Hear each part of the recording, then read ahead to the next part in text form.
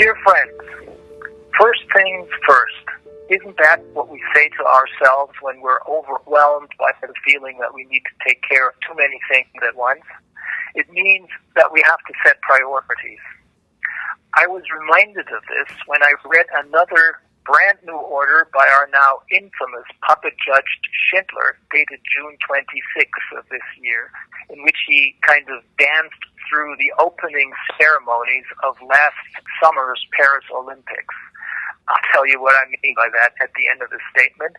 This statement serves to call attention to my criminal complaint, which I used for my closing argument in court a couple of months ago, and which I'm now making accessible for everyone after it has already been made public in court, despite the desperate attempts of Judge Schindler to stop me from doing this.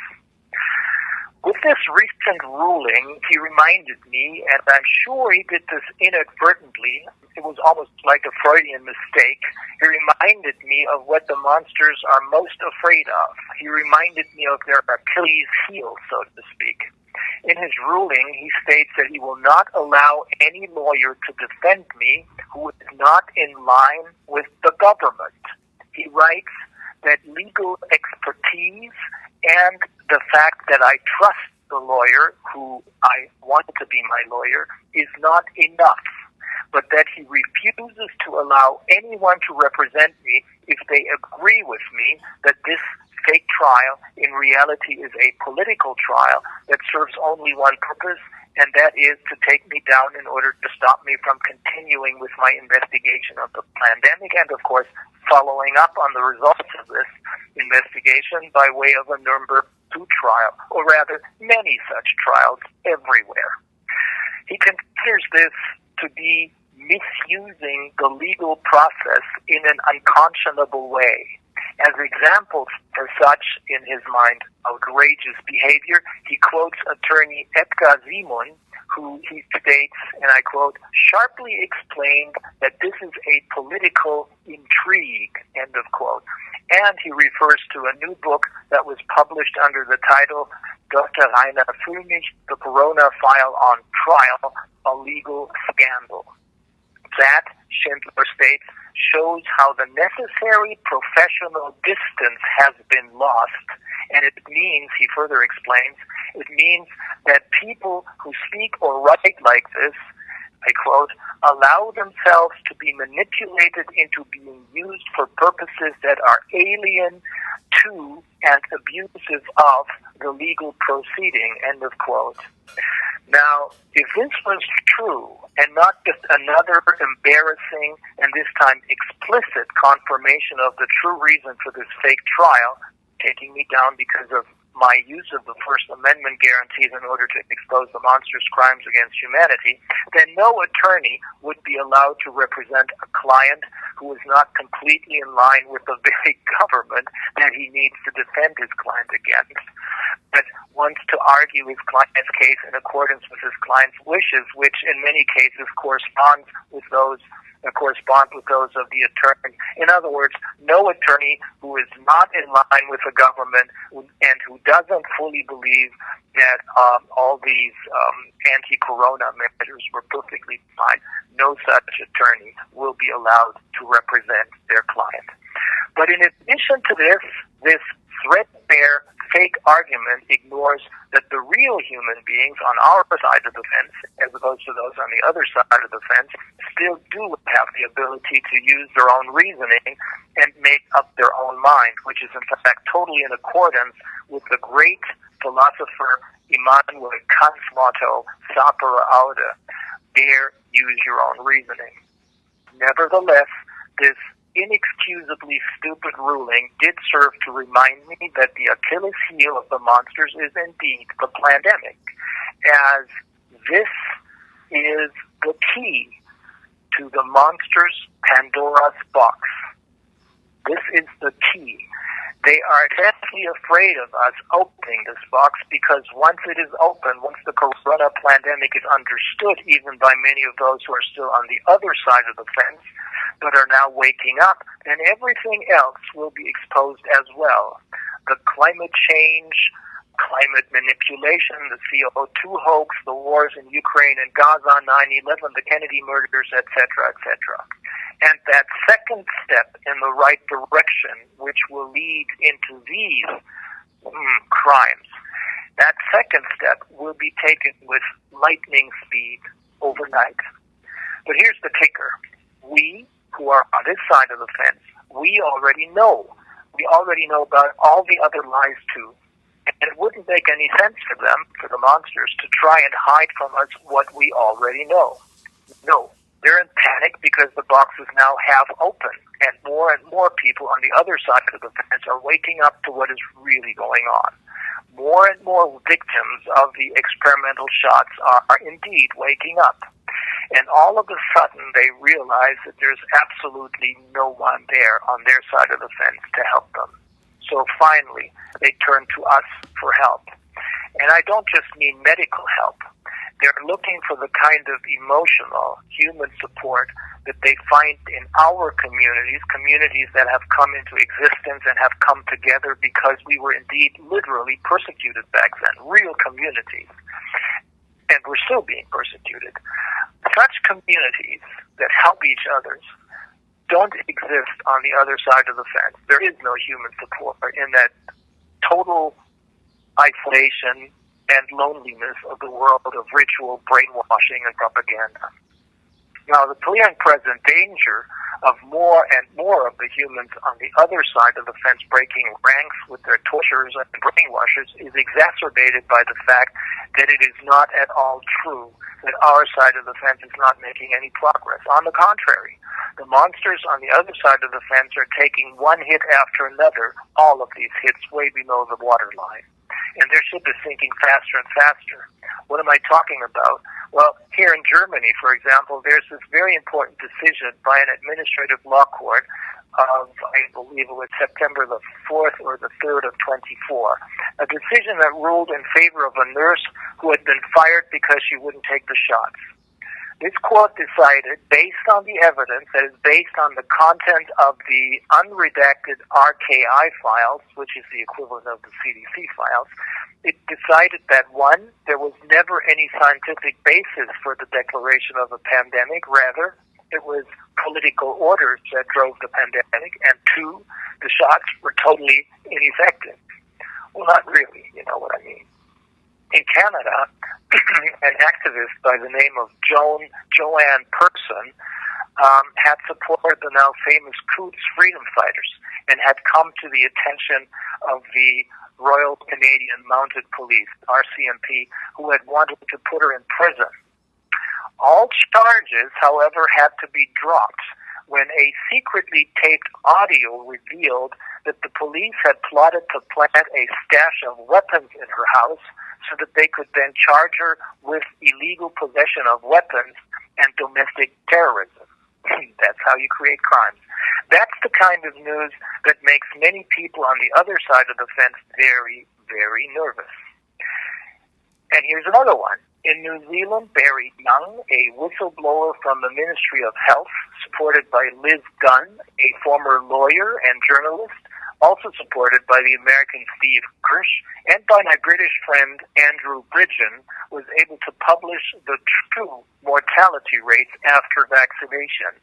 The numbers he reported are the official New Zealand statistics.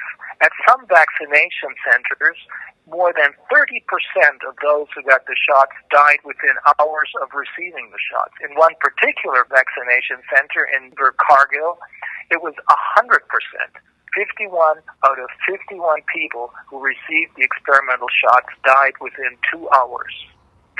Through an Official Information Act request, OIA request, from a New Zealand doctor, there's now information out in the open that government had possession of the initial Pfizer safety data for the Pfizer COVID-19 vaccine months before the government rollout of the vaccination began nationwide, declaring over and over again that the vaccine, of course, was safe and effective.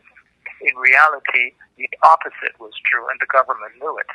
And these phaser data showed absolutely devastating outcomes in terms of numbers of serious injuries and fatalities. The data was so bad, in fact, that the FDA in the United States attempted to have it legally concealed from the public for 75 years, but failed when an American court stopped them from doing this. We, on this side of the fence, have known what's in the Pfizer contracts with respect to its government. We've known this for quite a while.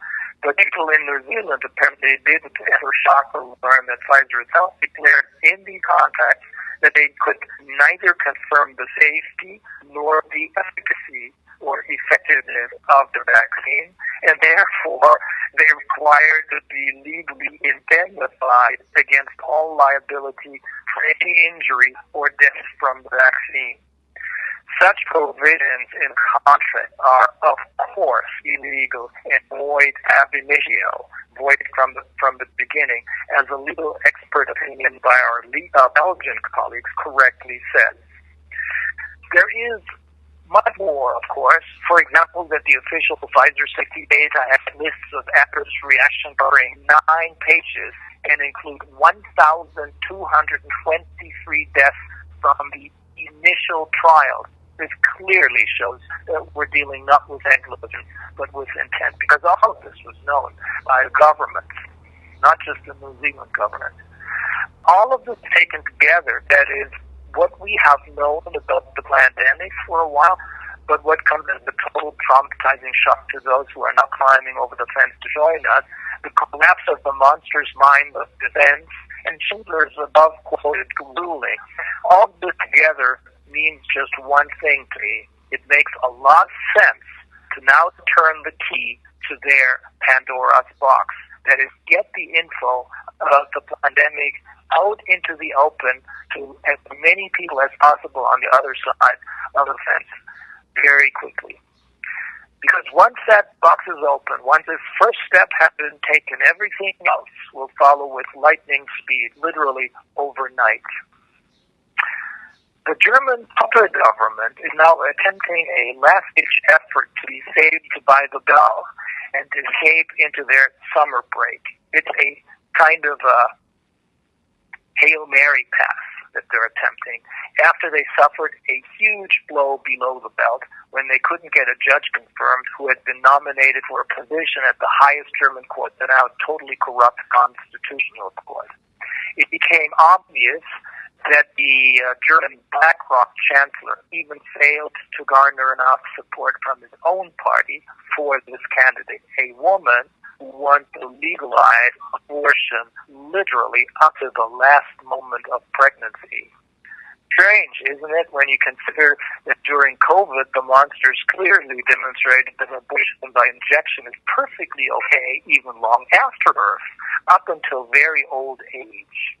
The horror that some of the members of our BlackRock Chancellor's party could barely conceal in their faces would have become even worse had they known how the monsters had planned to celebrate her confirmation.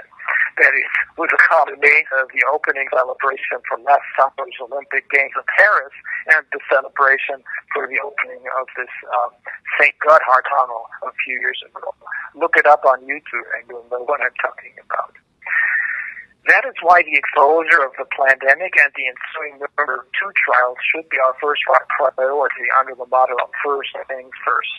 And that's why it is no coincidence, if you believe in coincidences at all, that despite all the obstacles they put in my way, despite all the monkey wrenches they threw at me, I finally managed to finish the editing of my closing argument, which I held at the end of my fake trial, and which Schindler, when he finally realized what I was doing, tried to cut short, but as you'll see now, failed to do. It is a criminal complaint against Schindler, the prosecution, and others for kidnapping, perverting the course of justice, which is a very, very serious felony, battery, and many other crimes. It is, in a way, a direct response to the fake decision Schindler announced on April 24th. And now everyone will be able to see it. I'll start slowly by publishing the introduction, which summarizes the whole story, and which also includes a table of contents so that everyone can decide for themselves if they want to know, for example, why I'm still being held captive on the basis of an arrest warrant that was destroyed already on November the 1st, 2023, or if they want to know why it was a kidnapping that happened in Mexico, neither a deportation nor an extradition, or if you simply want to read the whole story. In short, this, I believe, is a very effective counterattack, and it will definitely not fail. So don't forget that we are the cavalry, and we can do anything we want. Thoughts become actions, and actions become things. Finally, I'll tell you about a few songs that remind me of the time when I still thought that everything was okay. Optimistic songs like Feels Like Heaven from Fish Factory, Can't Fight the Moonlight by Leanne Rimes, Say What You Want by Texas, and How Men Are by Edtech Camera. I'll see you all soon. Bye-bye.